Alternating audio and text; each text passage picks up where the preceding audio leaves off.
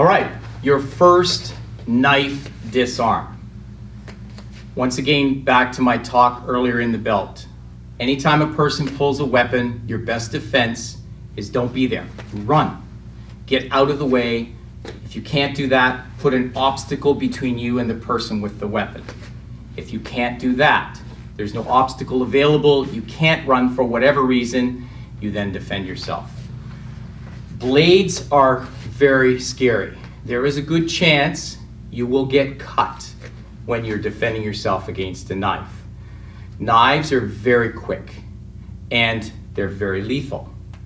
Whether it's puncturing with straight-on thrusts or slices, coming across, having deep severances of things like arteries and veins.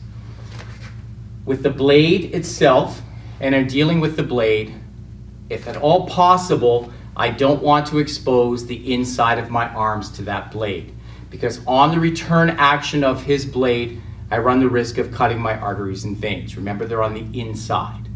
I see some martial arts these days doing defenses where the knife is coming in and they're coming forward and they're trying to just jam down like this. And the person is just going to pull that knife straight back and you're going to get cut in a very serious way.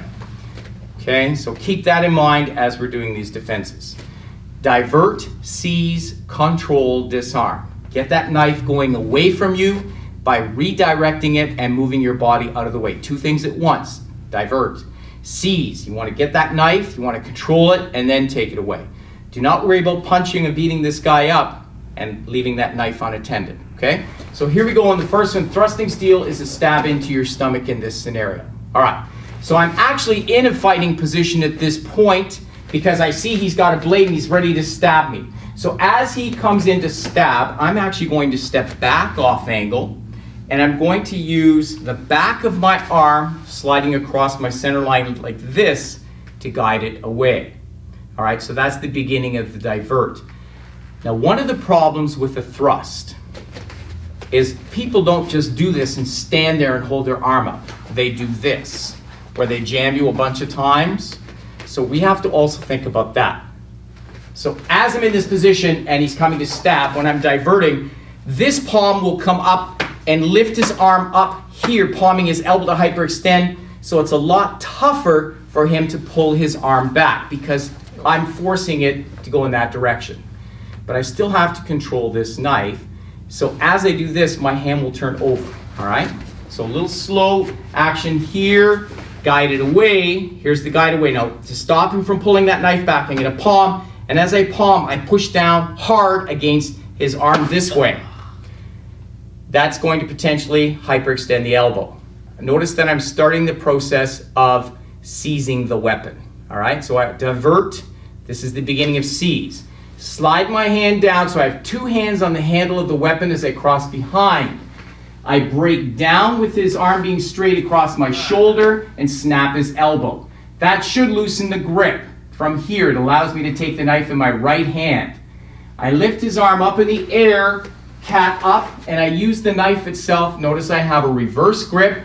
I'm actually going to slash through his kidney. There's no bone down here. Slash through the kidney as hard as you can with a puncture action, let it pass through. I'm going to punch him in the throat with the blade as I buckle him towards the ground with my leg buckle here. From the ground, I drive my knee into his ribs, cut across towards myself, cut across his throat, one side, now across his right side, stab him in the heart with the knife, and then kick through and cover out. Okay? Let's look at the other side. So this is thrusting steel. So it's divert, break, seize, control. Here's a snap. Notice I'm controlling his height. Take that knife. Lift his arm up and hit through. Notice I'm in a cat stance. Hit through the kidney to lean him back. Buckle and punch the throat here. Figure eight, cut him. Throat, stab the heart. If you miss, you can stab him a bunch of times. It's up to you. And then kick through.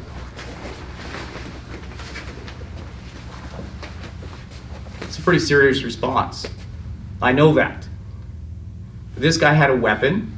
He tried to kill me with this weapon. Because if you think about it, what did I do to him? I potentially broke his elbow. From there, I damaged his kidney. I damaged his throat. I definitely cut both sides of his throat there and potentially destroyed his heart and covered out. Once again, you have to be responsible with these defenses, but if it's you or him, choose you. Thrusting steel.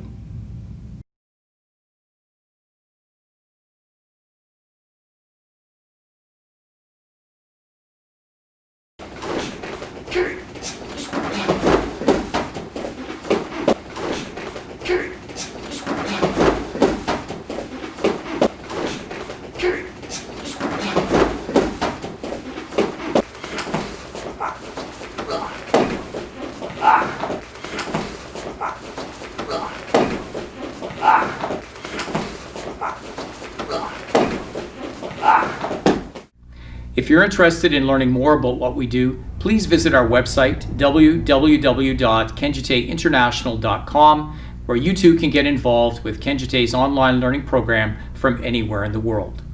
Thanks for watching.